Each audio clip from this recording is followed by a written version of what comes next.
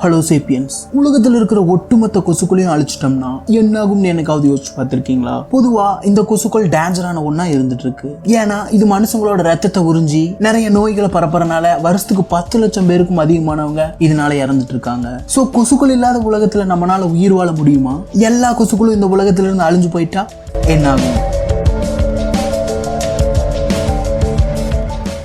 இந்த சின்ன ஒரு கொசுனால கடிக்கிறத தவிர வேற என்ன பண்ண முடியும் அப்படின்னு நீங்க இவ்வளவு நாளா நினைச்சிட்டு இருக்கலாம். ஆனா இந்த சின்ன ஒரு கொசுனால உங்க உயிரியே எடுக்க முடியும். பொதுவா இந்த கொசுக்கள்னால மலேரியா, மஞ்சள் காமாலை, டெங்கு மாதிரியான நோய்களை பரப்ப முடியும். அது மட்டும் இல்லாம ஏற்கனவே நோயினால பாதிச்சவங்களோட ரத்தத்துல இருக்கிற உமிழ்நீரை உறிஞ்சி அதே உமிழ்நீரை மத்தவங்களை கடிக்கிறது மூலியமா செலுத்தி இது நோய்களை பரப்பிட்டு இருக்கு. அப்புறம் இந்த உமிழ்நீர்ல இருக்கிற வைரஸ், பாக்டீரியாக்களை பொறுத்து இது என்ன மாதிரியான நோய்னு கண்டுபிடிக்கிறாங்க. இந்த கொசுக்கள்னால மனிதர்கள் மட்டும்தான் பாதிச்சிட்டு இருக்காங்களான்னு கேட்டீங்கன்னா கண்டிப்பா இல்ல. காட்டுல இருக்கிற விலங்குகள், வீட்டுல இருக்கிற விலங்குகள் கூட இதனால பாதிச்சிட்டு இருக்கு. சோ இந்த கொசுக்களோட சாதாரணமான ஒரு கடி இந்த உலகத்துல ஆபத்தான ஒன்னா இருந்துட்டு இருக்கு. சோ இதை எப்படி தடுக்கலாம்? அதுக்கு முன்னாடி உலகம் ஃபுல்லா எத்தனை கொசுக்கள் இருந்துட்டு இருக்குங்கிறத கண்டுபிடிக்கணும். ஆனா இதை கண்டுபிடிக்கிறது அவ்வளவு ஈஸியான ஒரு விஷயமா இருக்காது. ஏன்னா இந்தியால மட்டுமே மில்லியன் கணக்கான கொசுக்கள் கிட்ட இருந்துட்டு இருக்கு. உலகம் ஃபுல்லா பில்லியன் கணக்கான கொசுக்கள் கிட்ட இருந்துட்டு இருக்குன்னு சொல்றாங்க.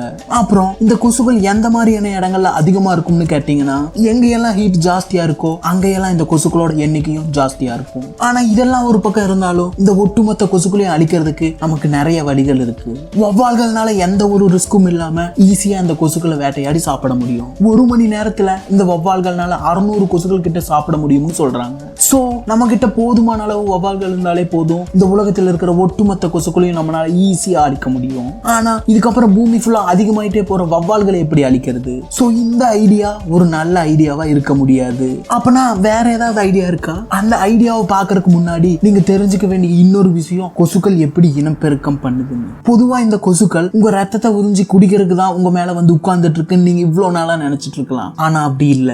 இந்த கொசுக்கள் ரத்தத்தை உறிஞ்சிருக்கு மட்டுமே உங்க மேல வந்து உட்கார்றது கிடையாது. அதோட இனப்பெருக்கத்துக்காகவும் தான் உங்களை வந்து கடிச்சிட்டு இருக்கு. சோ கொசுக்களோட இனப்பெருக்கத்தை தடுக்க நம்ம உடம்புல இருக்கிற எல்லா ரத்தத்தையும் வெளியே எடுத்துட்டா என்ன? கண்டிப்பா முடியாது இல்ல. சோ இந்த ஐடியாவும் நல்ல ஒரு ஐடியாவா இருக்க முடியாது. அப்ப இந்த கொசுக்கள் அழிக்க என்னதான் வழி அப்படின்னு கேட்டீங்கன்னா, மரபணு மாற்றப்பட்ட ஆண் கொசுக்களை உருவாக்கி உலகம் ஃபுல்லா விடுறது மூலமா உலகத்தில் இருக்கிற ஒட்டுமொத்த கொசுக்களையும் நம்மளால ஈஸியா அழிக்க முடியும். ஆனா இந்த மரபணு மாற்றப்பட்ட கொசுக்கள் மனுஷங்களை கடிக்கிற தன்மை இல்லாததாகவும் இனப்பெருக்கம் செய்ய முடியாத கொசுக்களை மட்டுமே உருவாக்கக்கூடியதா இருக்கணும். இப்போ இந்த மெத்தட்ல ஒட்டுமொத்த கொசுக்களும் அழியறதுக்கு நிறைய வருஷங்கள் ஆனாலும் போதுமான அளவு செயற்கையான கொசுக்கள் இருந்தாலே போதும், ஈஸியா நம்மளால உலகத்தில் இருக்கிற எல்லா கொசுக்களையும் அழிச்சிடலாம். ஓகே, இப்போ எல்லா கொசுக்களையும் சக்சஸ்ஃபுல்லா நம்ம அழிச்சிட்டோம்னு வச்சுக்கலாம். ஆனா இதுக்கப்புறம் நம்ம பூமியில என்ன மாதிரியான ப்ராப்ளம் எல்லாம் வரும்?